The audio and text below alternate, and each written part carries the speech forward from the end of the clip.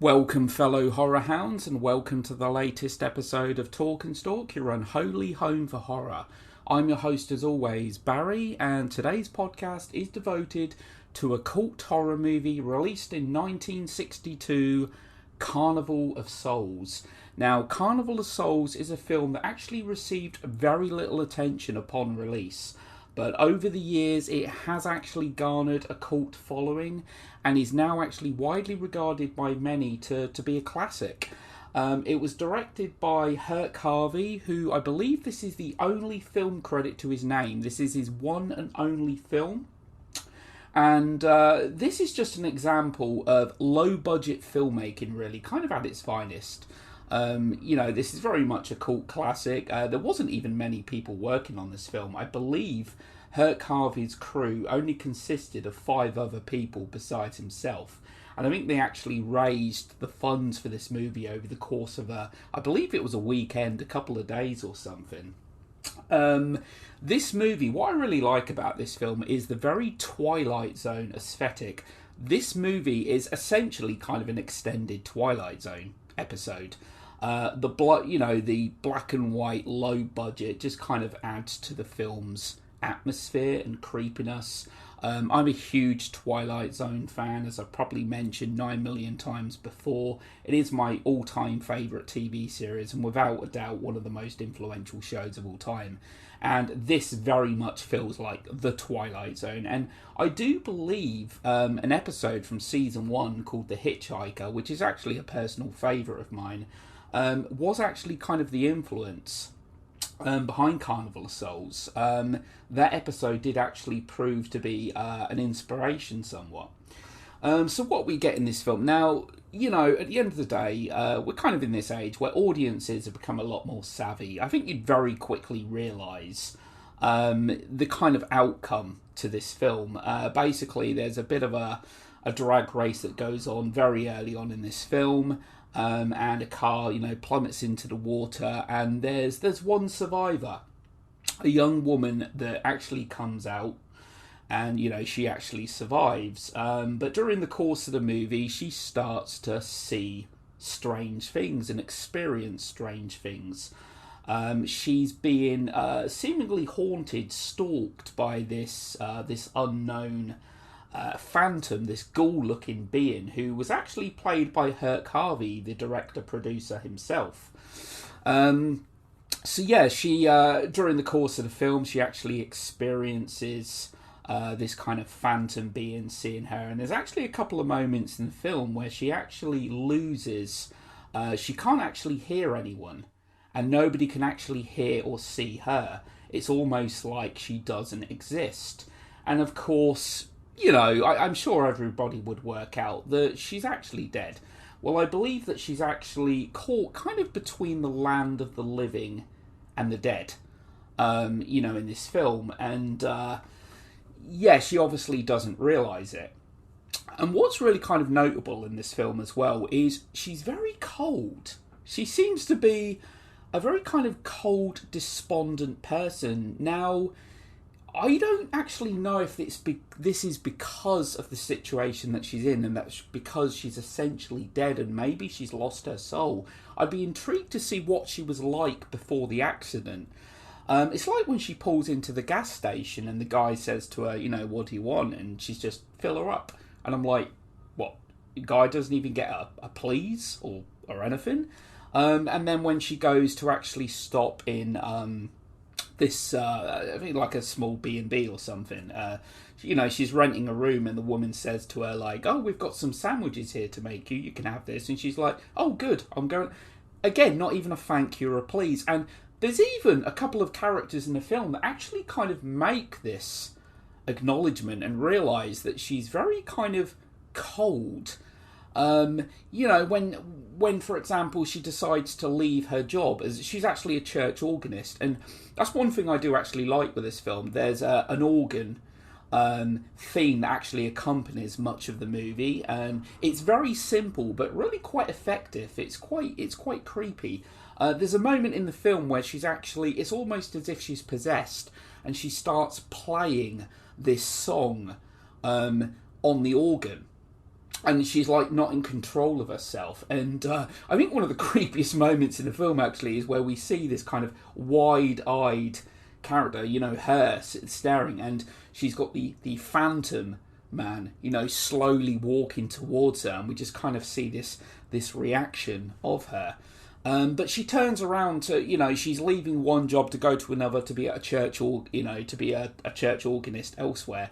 And the priest actually says to her, look, feel free to come back to the church in time. She just turns around and she's like, I won't be coming back. And there's a real kind of cold, callous nature to this woman.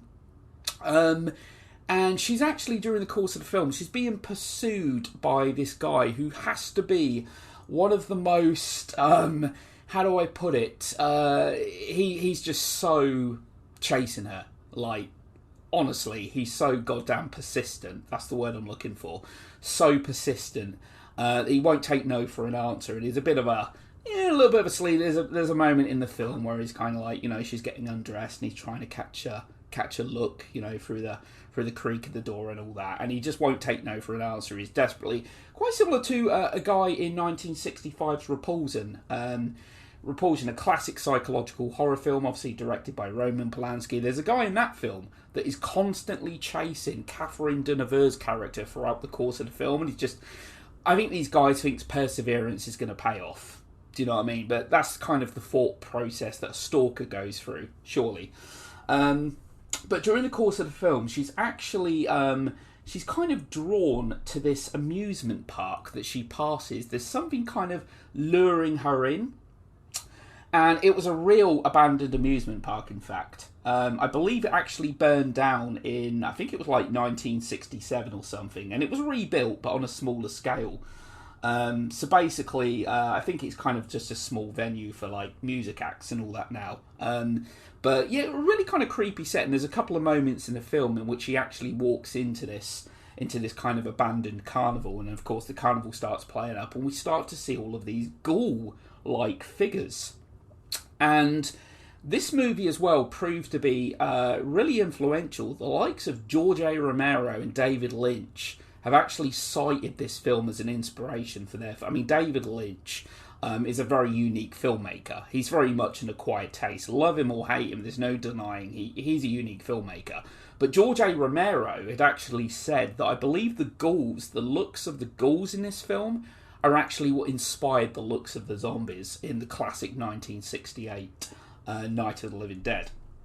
So, yeah, she's drawn to this carnival, and, the very first moment that we actually get to see the ghoul figure in this film, played by Herc Harvey, is where she's actually driving along late at night, and we get this image of his face, just for a few seconds, kind of like through the window of the door. The car door. It's kind of creepy. And there's another moment, not too much longer, is where she's renting the room. She goes into the room, and we actually see the figure behind the curtains, which again kind of reminded me. Long before 1978's Halloween, there's a moment in that film where we see Michael Myers kind of stood behind the curtains. I'm not sure if Carpenter looked at that as an inspiration, but it's a very kind of similar kind of shot. And there's also another moment as well where she's in she's in the new place that she's actually renting, and we see the ghoul-like figure at the bottom of the stairs, and he's looking up and then walking. And then, of course, we get told that there's no one else actually in the house. So, she must be going crazy. Something, there's something wrong here. And she actually meets a doctor. And, she sees the figure. We don't see the figure, but obviously she sees the figure.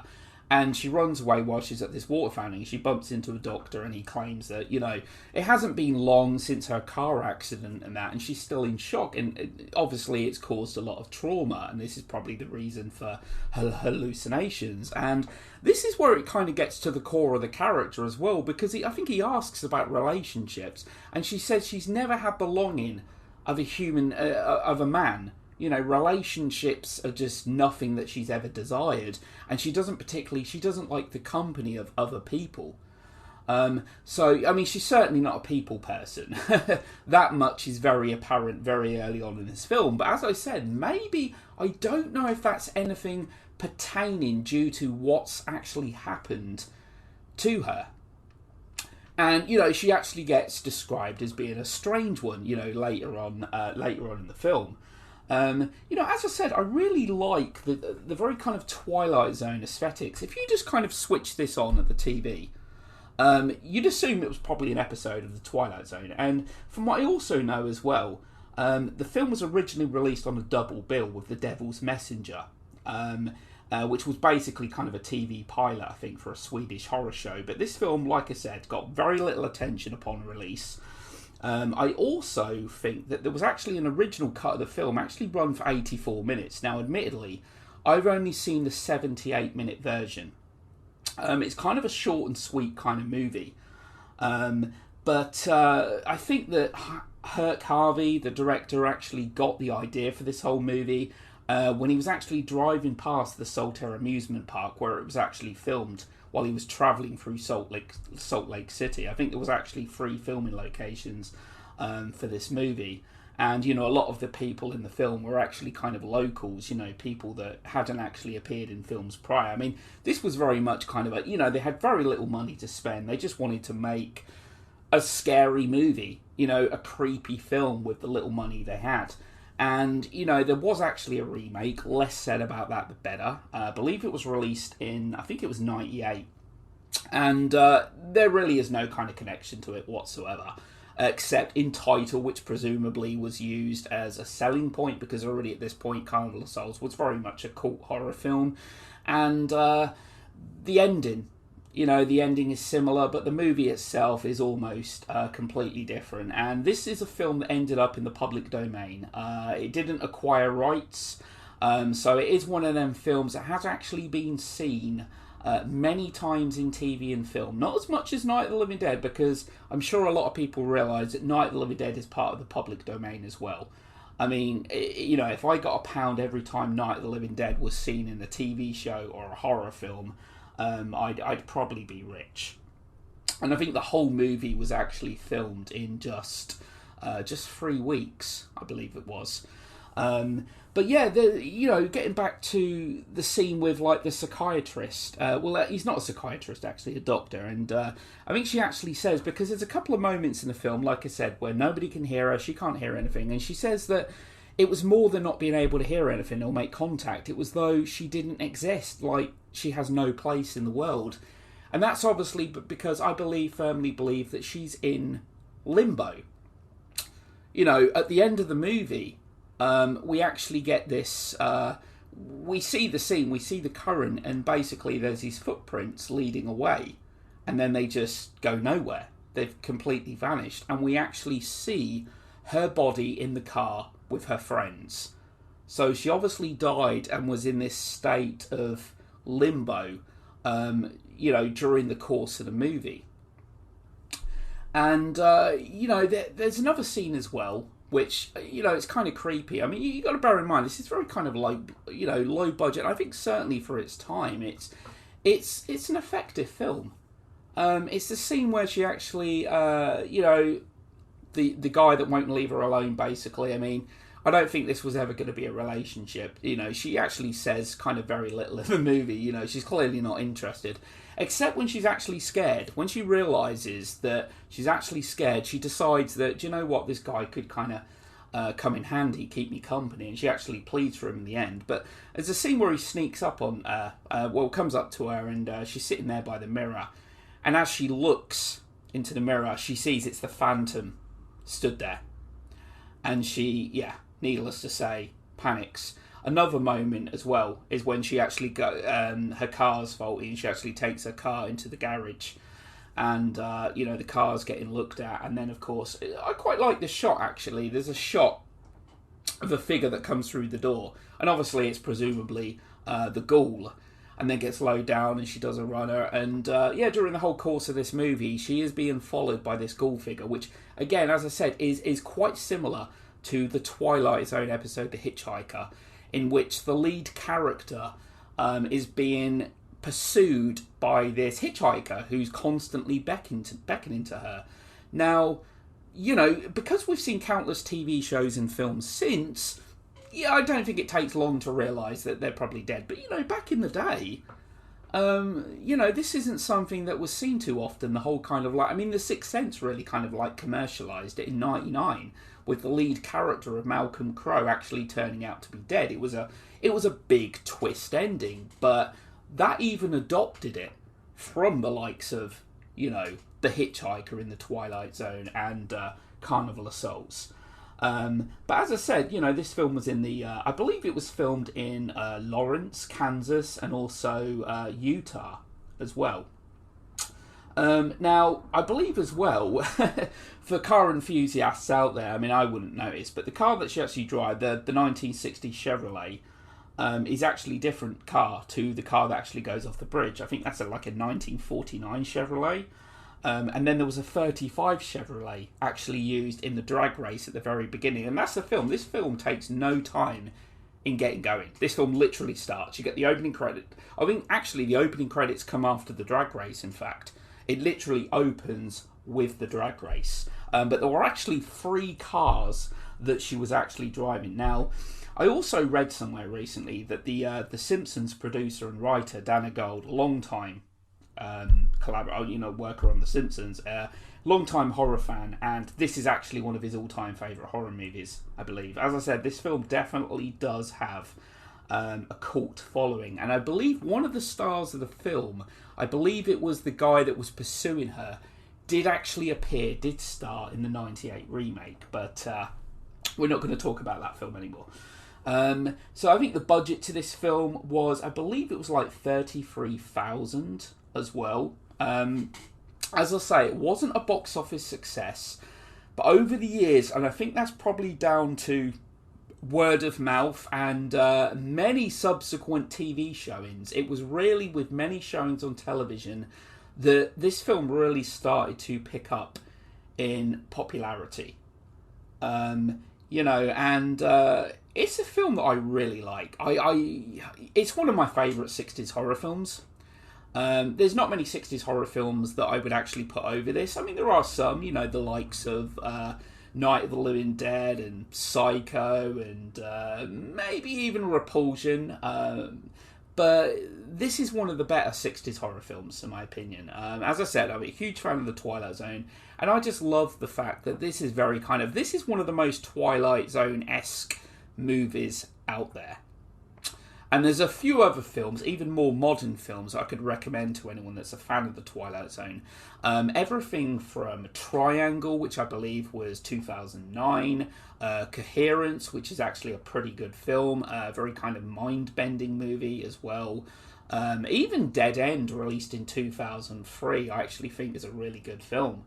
And again, that one that kind of flew under the radar.